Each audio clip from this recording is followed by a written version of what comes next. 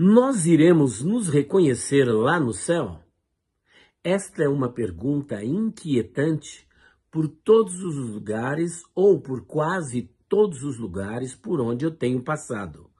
Essa pergunta ela é muito recorrente e as pessoas têm esta preocupação de que se elas terão ou não lembrança das pessoas que elas deixaram aqui na Terra no momento em que elas partirem desta para outra vida. Perceba que é um tema enigmático, é um tema extremamente interessante, tem sido objeto de muitos debates e discussões e, como eu já disse, tem ensejado oportunidade para muitas perguntas. Eu sou o pastor Elias Soares e o tema sobre o qual nós iremos tratar é este que você acabou de ouvir. Mas quero convidá-lo para estar orando comigo.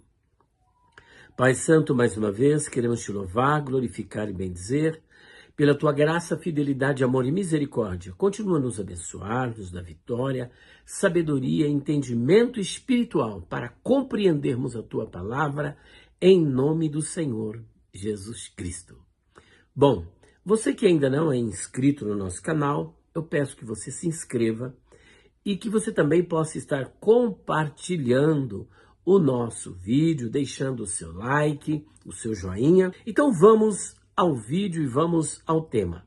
Afinal de contas, nós iremos nos reconhecer lá no céu? E as pessoas que partem desta para outra vida, elas têm uma consciência após a morte? Será que elas têm uma memória depois da morte? Ou essas pessoas, tudo que elas tinham na memória é apagado? Será? Bom, vamos começar por essa última questão. Após a morte, a nossa memória não apaga, até porque nós acreditamos na imortalidade da alma. E o Senhor Jesus Cristo, em Mateus capítulo 10, versículo 28, disse: "E não temais os que matam o corpo, mas não podem matar a alma."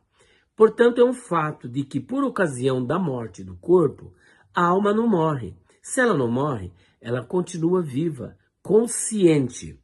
E a prova disso nós temos na passagem do rico e Lázaro, quando o rico se lembrou de que tinha pessoas que ele havia deixado aqui na terra e reconhece a Lázaro. A passagem que eu apresentei está em Lucas, capítulo 16, 19 a 31.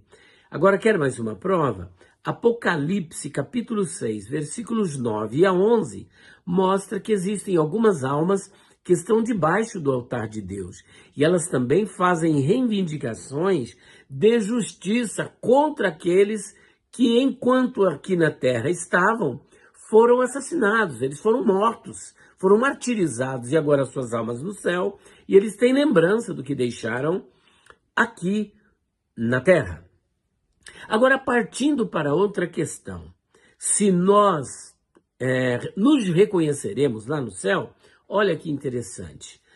Não tem um texto claro dizendo assim: olha, após a morte, na ressurreição, lá no céu, todos serão ressuscitados com corpos incorruptíveis, glorificados e imortais, os salvos, eu digo.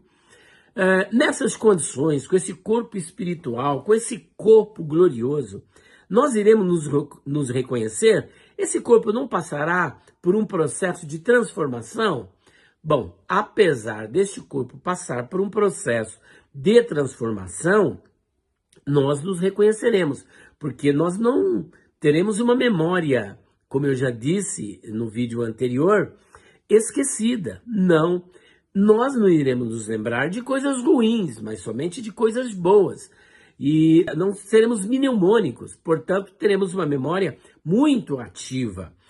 Agora, não tem um texto claro dizendo: nós iremos nos reconhecer lá no céu, mas uma construção teológica fundamentada em algumas passagens bíblicas nos levam a pensar de que o reconhecimento lá no céu será possível, partindo do próprio Senhor Jesus Cristo, que em princípio não foi reconhecido, e digo por quê. Primeiro, as pessoas que aqui estavam na terra não estavam com corpos glorificados, estavam com corpos corruptíveis, mortais, E a expectativa que elas tinham acerca de Jesus não era de um Jesus vivo, ressuscitado, mas de um Jesus morto, porque para todos os discípulos a missão havia acabado, porque o Senhor da vida, o Senhor Jesus, do ponto de vista da sua humanidade, morreu e não apareceu logo para eles.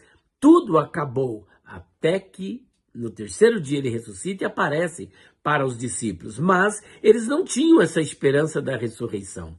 Eles não estavam nessa expectativa, nem os discípulos e nem as discípulas. Isso é tão verdade que eles foram lá para o sepulcro. Sepulcro não é lugar de quem crê, é lugar de quem não crê.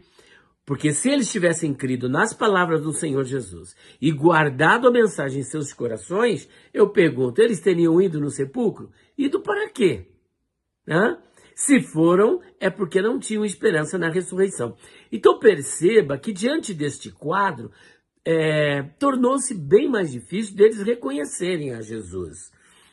E Jesus tinha capacidade também de se apresentar de diversas formas. Então, por isso demorou. Mas depois, eles reconheceram Jesus.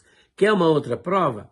Estevão, quando estava sendo arguido pelas autoridades judaicas, o que foi que ele disse? Eis que eu vejo os céus abertos e o Filho do Homem que está em pé à direita de Deus. Portanto, vejo os céus abertos e o Filho do Homem que está em pé à direita de Deus. Portanto, mesmo neste corpo, ele reconhece que Jesus está à direita de Deus.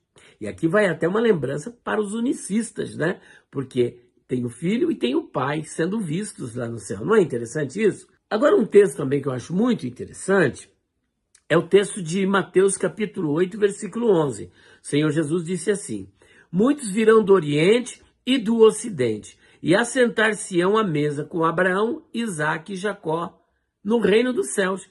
Como é que não saberemos que é Abraão, Isaque e Jacó? Então percebam que pessoas que nós nunca vimos, nós iremos saber quem elas são. Olha só que maravilha que o Senhor Jesus Cristo nos dará esta oportunidade singular. É uma graça, isso aí é fruto da graça de Deus. E nós iremos então saber quem é Abraão, Isaque e Jacó. E ainda que numa visão, em Mateus 17, versículo 2 e 3, aparecem Moisés e Elias conversando com Jesus. E os discípulos reconhecem, Senhor, bom é estarmos aqui. Somente Pedro disse isso. Façamos, portanto, uma tenda para ti, outra para Moisés e outra para Elias. Como é que eles sabiam? Porque a gente não vê Jesus falando nada.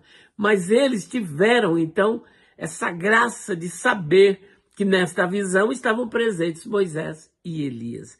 Então, diante deste quadro, diante de todas essas explicações, essas passagens, eu sou levado a pensar e a entender que nós nos reconheceremos.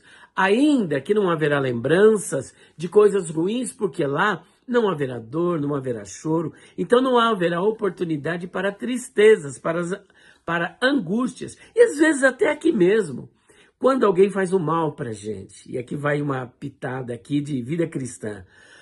Quando alguém faz um mal para você e você perdoa de verdade, você pode olhar para esta pessoa, você pode ter acesso a tudo aquilo que ela fez contra você no passado, mas aquilo não te entristece. Por quê? Porque você foi liberto, você foi curado deste mal. Então aquilo já não tem mais, não te atinge mais. Agora imagina na eternidade, quando então formos arrebatados com corpos incorruptíveis, imortais, glorificados, não haverá resquício, não haverá lembrança dessas coisas tristes, amargas, azedas da vida, porque lá o reino de Deus é gozo, paz e alegria no Espírito Santo. Haverá alegria constante, abundante e eterna. Oh, aleluia, glória a Deus, é isso que nos espera, tá bom? Então, se você tem aí aquela preocupação de que, será que eu verei fulano? Eu acho que isso é um bom momento para você se reconciliar com essa pessoa ou, pelo menos, liberar perdão para esta pessoa, porque eu tenho uma notícia para você. Você vai conhecer o caráter de Deus, sabe a partir de quando? a partir do momento que você olhar para o seu irmão, porque o nome dele estará na nossa testa e o nome de Jesus também. E o nome não era apenas um apelativo, um designativo de pessoa ou coisa. O nome estava inextricavelmente vinculado com a pessoa do seu portador, de modo tal que o nome revela a pessoa, revela tudo que sabemos sobre a pessoa e a pessoa presente da divindade. O nome também revelava o caráter da divindade. Então, os atributos de Deus, não na sua plenitude, porque nós não temos essas condições, serão revelados através dos nomes do Senhor, inclusive do novo nome de Jesus. Eu não sei se você está sabendo disso, que Jesus terá um novo nome, se é que esse novo nome já não lhe foi dado. Interessante isso, hein? Tá bom? Então fica essa reflexão para você. Se você tem alguma dúvida sobre o nome de Jesus, leia depois Apocalipse capítulo 3, versículo de número 12, tá bom? Deus abençoe a sua vida, um beijo no seu coração e até o próximo vídeo, se Deus quiser. Pai Santo, queremos te louvar, glorificar e bendizer pela tua graça, fidelidade, amor e misericórdia. Abençoe minha vida, meu lar, minha família e todas as pessoas que estão sintonizadas neste vídeo, todos aqueles que vierem assistir. Abençoe também a nossa amiga Larissa, que o Senhor possa curá-la, segundo a tua boa vontade. Em nome de Jesus. Aquele abraço para todos vocês e até o próximo vídeo, se Deus quiser.